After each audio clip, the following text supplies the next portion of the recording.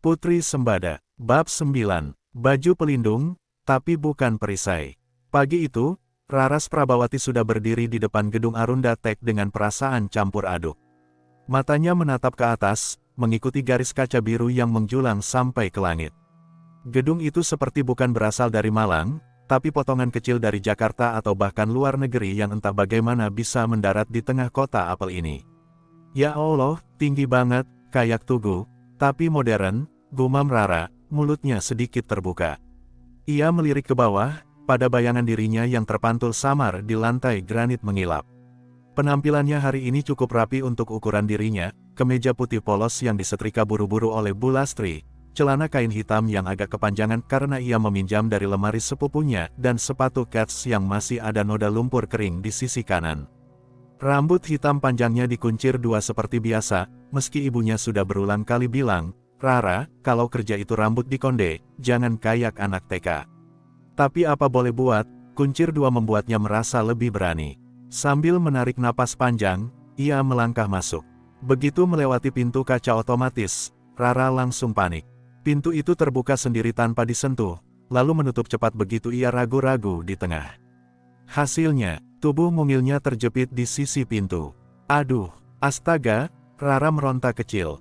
Petugas keamanan yang berjaga hanya bisa menahan tawa sambil menekan tombol darurat. Pintu pun terbuka kembali, melepaskan Rara yang kini wajahnya memerah. "Selamat pagi, Mbak. Hati-hati ya, ini sensor otomatis," kata petugas ramah. "Iya, maaf, saya kira harus didorong dulu, hehe," jawab Rara, menunduk sambil buru-buru kabur masuk lobi. Lobi Arunda Tech Bak Hotel Bintang 5. Lantai marmer, dinding kaca, layar LED menampilkan iklan produk terbaru, dan sofa kulit yang berjejer rapi.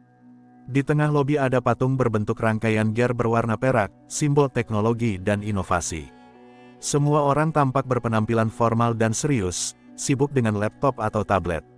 Dan di sanalah, Rara, si gadis mungil dengan kuncir dua, berdiri kikuk dengan map plastik bening berisi KTP, fotokopi ijazah SMA, yang bahkan tidak diminta, serta bekal roti isi yang diselipkan Bu Lastri. "Ya Allah, kayaknya aku salah kostum deh," gumamnya sambil melirik wanita-wanita muda bersetelan blazer yang melintas dengan sepatu hak tinggi berkilau. Belum sempat ia mencari resepsionis, suara yang sangat ia kenal terdengar dari arah tangga eskalator. "Raras Prabawati, Dek." Rara menoleh cepat. Dari arah atas turunlah Yuda Santara, pria yang beberapa minggu terakhir membuat hidupnya jungkir balik. Seperti biasa, Yuda mengenakan jas rapi, kali ini abu-abu gelap dengan dasi hitam. Tatapannya tenang, penuh wibawa, tapi bibirnya terangkat tipis melihat sosok Rara yang kaku di lobi. "Pagi, Pak Mas Bapak CEO." Rara salah tingkah, nyaris menjatuhkan mapnya. "Cukup Yuda saja," jawab pria itu santai. "Ikut saya, kita mulai hari pertamamu." Lift kaca membawa mereka naik ke lantai 15. Pemandangan kota Malang tampak jelas di balik dinding kaca, tapi Rara sibuk menatap tombol-tombol digital di panel lift. "Jangan disentuh, nanti malah error," ujar Yuda, seolah tahu niat Rara untuk menekan semua tombol. Kok tahu? Aku bisa baca wajahmu," jawab Yuda singkat. Rara langsung menutup wajah dengan mapnya. Sesampainya di lantai 15, mereka melewati koridor putih bersih menuju sebuah ruangan yang berbeda aura. Tidak ada meja kerja biasa, melainkan peralatan canggih, layar komputer raksasa, dan manekin dengan pakaian hitam keperakan yang tampak seperti kostum film superhero. Rara mendekat, matanya berbinar. "Wih, ini kayak baju Iron." "Jangan sebut merek," potong Yuda cepat. "Itu salah satu prototipe pelindung pribadi buatan Arunda Tech. Mulai hari ini, kau akan mengenakannya." Aku," Rara menunjuk dirinya sendiri. "Ya, anggap saja seragam kerjamu." Rara melangkah ragu ke arah manekin. Bahannya terlihat berkilau, tapi juga lentur. Ada garis-garis biru elektrik di sepanjang lengan dan dada, seperti aliran energi. Ia meraba dengan ujung jari. "Ini, kok dingin ya? Terbuat dari serat khusus, ringan, kuat, dan bisa menahan benturan besar." Rara menelan ludah. Dalam benaknya langsung terbayang adegan dirinya jadi superhero di tengah kota. Tapi kenyataan selalu berbeda. Beberapa menit kemudian, Rara keluar dari bilik ganti dengan langkah kaku. Kostum itu memang pas, tapi di tubuh mungilnya, baju itu terlihat kebesaran di beberapa bagian, terutama lengan. Ia berjalan seperti robot. Ya Allah, kok kayak pembungkus lontong, keluh Rara pelan. Yuda menahan tawa, tapi ujung bibirnya jelas bergetar. Kau harus terbiasa, itu pelindung, bukan kostum pesta. Baju pelindung apa kayak karung gini, jalannya susah banget. Rara mencoba melangkah cepat, tapi tersandung sendiri hingga hampir jatuh. Untung Yuda sigap menahan bahunya. Wajah mereka hanya berjarak beberapa senti. Rara langsung memerah. Maaf, saya nggak sengaja. Yuda melepasnya perlahan. Seperti yang kuduga, hari ini akan panjang. Dan memang benar, hari pertama Rara di Arunda Tech menjadi parade kekacauan. Ia tidak bisa mengoperasikan pintu geser laboratorium, ia sempat menabraknya 3 kali. Ia salah menaruh kartu identitas di mesin absen, hingga sistem alarm berbunyi seakan ada penyusup. Ia bahkan membuat heboh satu ruangan hanya karena mencoba kursi ergonomis berputar, hasilnya ia meluncur ke belakang dan menabrak lemari file. Astaga, maaf banget, sumpah ini kursinya licin. Teriak Rara panik, sementara para staf menahan tawa. Dari kejauhan, Yuda hanya menghela napas panjang. Namun di balik semua itu, ada momen tak terduga. Saat mereka melewati area gudang peralatan, tiba-tiba sebuah box besar yang sedang diangkat oleh kren mini goyah dan jatuh. Seorang staf pria tepat berada di bawahnya. Semua orang berteriak. Tanpa pikir panjang, Rara melompat. Dengan tubuh mungilnya, ia menahan box logam seberat ratusan kilo dengan kedua tangannya. Mata semua orang membelalak. Box itu terhenti hanya beberapa senti dari kepala staf yang ketakutan setengah mati. Peluh menetes di dahi Rara, tapi ia tersenyum lebar. Aman, Mas. Untung aku keburu nyangga. Suasana hening beberapa detik sebelum orang-orang bertepuk tangan.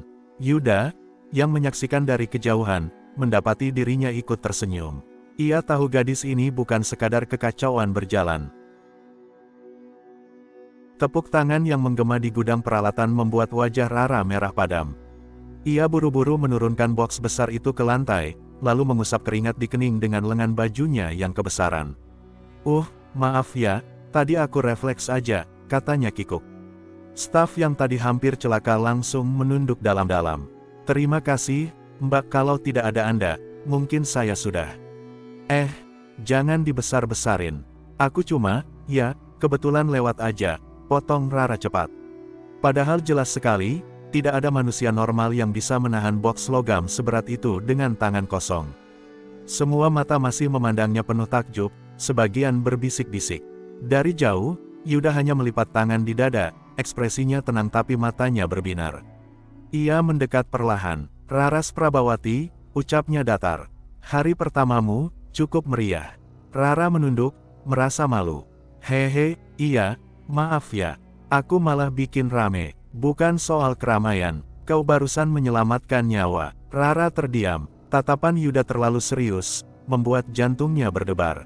Tiba-tiba, suara tawa pecah di sudut ruangan.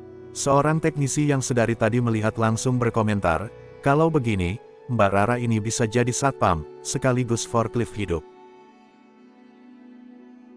Seluruh ruangan meledak dengan tawa. Rara ikut terkekeh canggung, sementara Yuda hanya menghela napas panjang. Setelah insiden itu, Yuda mengajak Rara ke ruang kerjanya.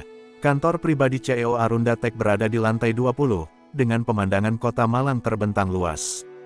Dinding kaca dari lantai ke langit-langit membuat ruangan terasa seperti melayang. Rara nyaris menempelkan wajahnya ke kaca. Wih, bisa lihat Gunung Arjuno dari sini. Megah banget. Yuda mengabaikan komentar itu. Ia duduk di kursi kulit hitamnya yang besar, menatap Rara yang masih sibuk memotret pemandangan dengan ponselnya. Aku ingin tahu sesuatu, kata Yuda akhirnya. Rara menoleh, memasukkan ponselnya ke kantong. Apa, kau tahu dari mana kekuatan itu berasal? Rara terdiam. Pertanyaan itu membuat dadanya terasa berat. Ia memang belum mendapat jawaban pasti, hanya firasat dan potongan cerita dari ibunya yang masih samar. Belum tahu. Pokoknya dari kecil aku udah, lebih kuat dari teman-teman, jawabnya pelan. Yuda mengangguk pelan. Baik, kalau begitu, kita harus mencari tahu batas kemampuanmu. Maksudnya, dites gitu, ya. Tak lama kemudian, Yuda membawa Rara ke ruang uji prototipe. Tempat itu mirip arena latihan dalam film-film futuristik, dinding dilapisi panel logam, lantai bisa bergetar, dan ada berbagai mesin yang bisa mensimulasikan situasi berbahaya. Rara berdiri di tengah ruangan, masih memakai baju pelindung yang agak longgar. Ia mengangkat kedua tangannya ke atas. Aduh, kayak gladiator masuk arena. Jangan bercanda, ini serius, tegas Yuda. Sebuah layar besar menyala, menampilkan berbagai opsi simulasi, ledakan kecil, hantaman benda berat, bahkan simulasi tabrakan. Yuda memilih tingkat paling rendah dulu.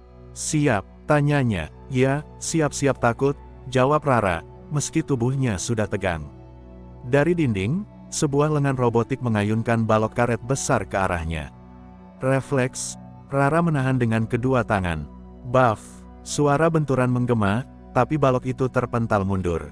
Masih santai, iya, goda Yuda dari balik kaca pengawas. Rara cemberut, santai apanya, tangan aku gemeteran nih. Tes demi tes dilanjutkan, kali ini sebuah bola baja jatuh dari ketinggian, tepat di depan Rara. Ia mengangkatnya dengan satu tangan, lalu meletakkannya kembali dengan mudah. Staf yang mengamati di ruang kontrol ternganga.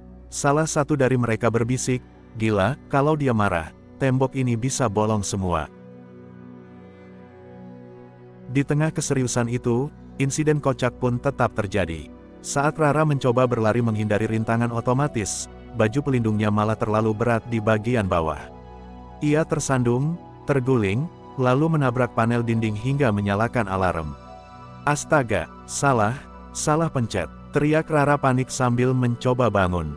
Suara sirene meraung, lampu merah berkedip-kedip. Yuda menutup wajahnya dengan telapak tangan, mencoba menahan kesal.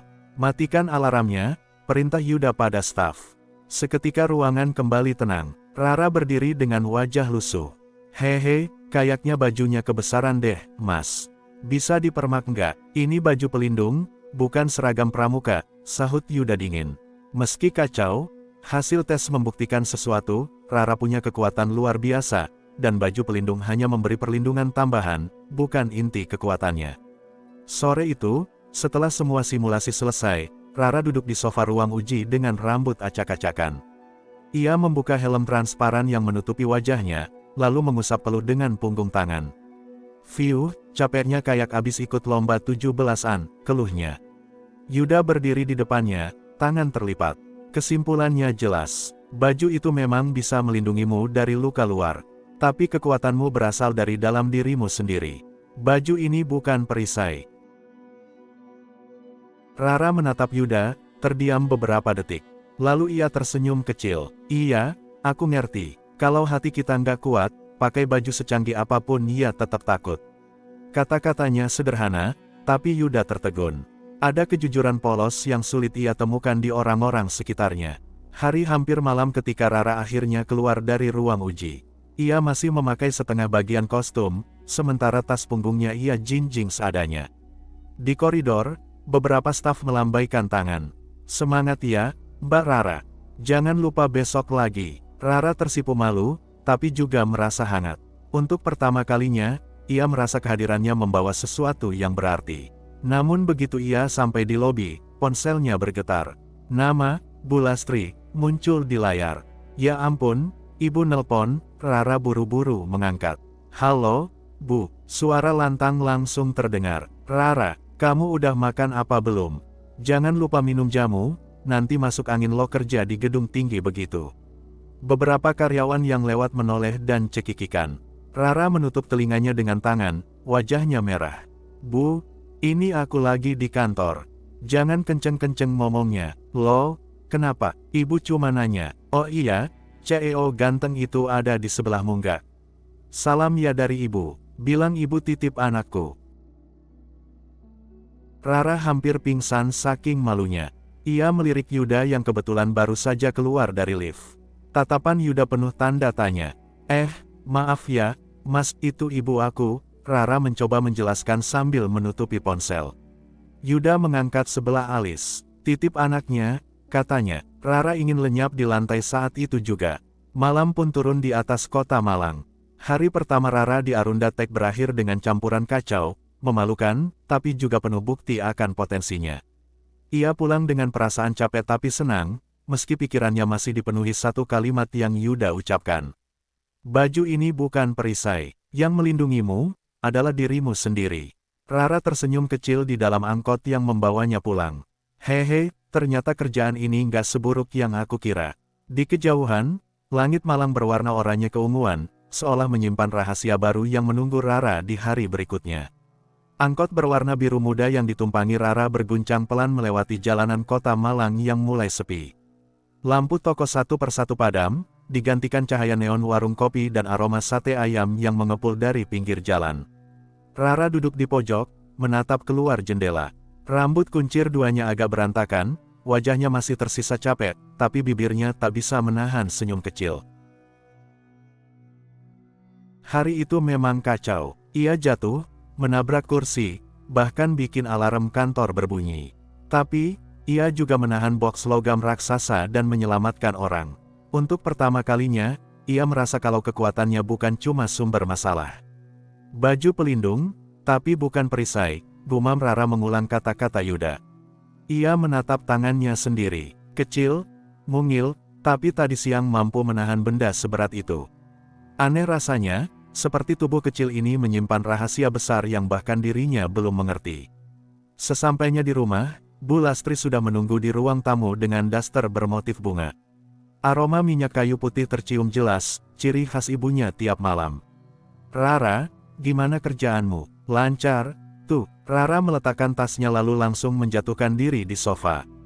Lancar sih, Bu, kalau definisi lancar itu artinya bikin geger satu kantor. Bu Lastri mendelik. Astagfirullah, Rara, baru hari pertama kok sudah bikin masalah. Enggak masalah besar, Bu. Hehe, cuman, ya agak rame dikit. Rara mengangkat kedua tangannya, mencoba menenangkan. Ibunya menghela napas, lalu duduk di samping. Aku iki khawatir, Nduk. Kamu itu cewek, wong ayu, imut, kecil. Kok ya kerjaannya ngawur kayak gini? Bu, tenang aja. Tadi malah aku bisa nolong orang, loh. Ada box gede jatuh, terus aku nyangga pakai tangan. Semua pada tepuk tangan. Bu Lastri terdiam, menatap putrinya. Ada campuran bangga dan takut di matanya. Kamu jangan sembrono, Rara. Kekuatanmu itu anugerah, tapi bisa juga jadi bala kalau kamu salah pakai. Rara ikut terdiam. Ia tahu ibunya tidak bercanda. Kata-kata itu terasa berat, seperti menyimpan rahasia yang belum ia mengerti. Tapi kemudian Bu Lastri tersenyum kecil, mengusap kepala putrinya. Tapi, Ibu bangga, kamu berani. Rara merona. Hehe, makasih, Bu. Malam itu, setelah makan malam sederhana dengan tempe goreng dan sayur bening, Rara berbaring di kamarnya. Lampu belajar menyala redup, buku catatan terbuka di meja. Ia menulis coretan kecil. Hari pertama di Arunda Tech. Kacau, tapi menyenangkan. Yuda orangnya dingin, tapi kadang bisa baik. Kekuatan ini, mungkin bukan kutukan, tapi juga bukan mainan. Tiba-tiba, ponselnya berbunyi. Sebuah pesan masuk, dari nomor tak dikenal. Kamu hebat tadi siang. Rara mengernyit. Siapa ini? Pesan kedua muncul. Tapi hati-hati, ada orang-orang yang memperhatikanmu lebih dari yang kamu kira. Jantung Rara berdegup cepat. Ia menelan ludah, lalu menoleh ke jendela kamarnya yang terbuka sedikit. Malam terasa lebih sunyi dari biasanya. Jangan-jangan stalker, gumamnya panik. Ia buru-buru menutup gorden, lalu menarik selimut menutupi seluruh tubuh mungilnya. Di luar, angin malam bertiup pelan, membawa bisikan yang membuat bulu kuduk merinding. Keesokan harinya, langit Malang tampak cerah, tapi hati Rara masih sedikit was-was dengan pesan misterius semalam. Ia duduk di meja makan sambil mengunyah roti isi buatan ibunya. Kenapa wajahmu pucat gitu? Tanya Bu Lastri sambil menyiapkan termos teh. Enggak kok, Bu. Cuman, agak deg-degan mikirin kerjaan hari ini. Padahal pikirannya masih memutar pesan aneh itu. Tak lama kemudian, angkot yang biasa ia tumpangi sudah menunggu di ujung gang. Rara berpamitan, lalu berlari kecil dengan tas di punggung. Sesampainya di gedung Arunda Tech, suasana masih seperti biasa. Tapi kali ini, begitu masuk lobi, beberapa karyawan langsung melirik dan berbisik. Ada yang tersenyum ke arahnya. "Mbak Rara, semangat ya," sapa seorang resepsionis ramah. Rara tersipu. Iya, makasih." Ia tidak tahu bahwa kejadian kemarin sudah menyebar di kalangan staf, gadis mungil berkuncir dua yang bisa menahan box logam seberat ratusan kilo. Di lantai 20, Yuda sudah menunggunya.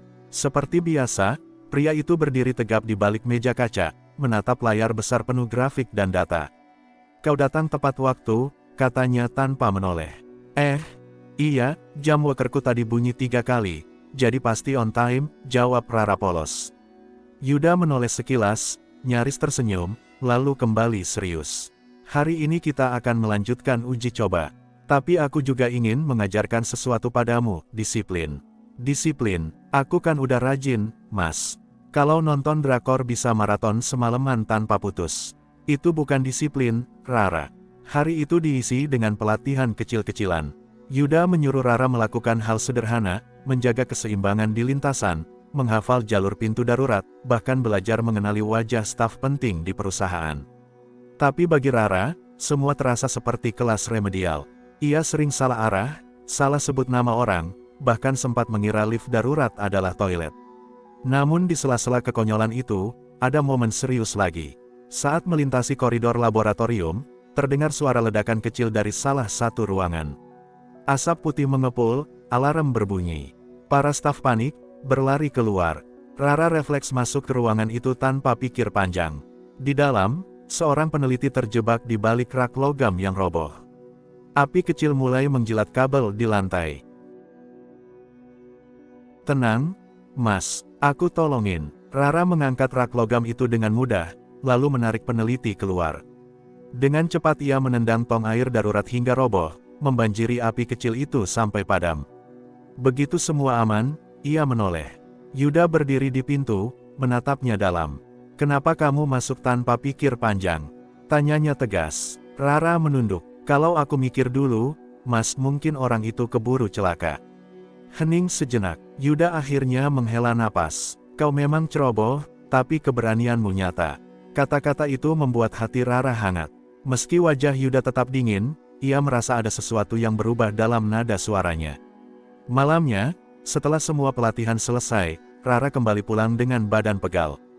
Tapi kali ini ia merasa berbeda, bukan sekadar karyawan kacau, melainkan seseorang yang mulai dipercaya. Sebelum tidur, ia menatap ponselnya lagi. Tidak ada pesan misterius baru. Tapi firasatnya mengatakan, pesan itu bukan sekadar gurauan. Ada yang mengawasi, dan cepat atau lambat ia akan tahu siapa. Ia menarik selimut, memejamkan mata. Dalam mimpinya, ia melihat bayangan besar dari masa lalu, bayangan yang belum ia kenali, tapi terasa menunggu di tikungan hidupnya.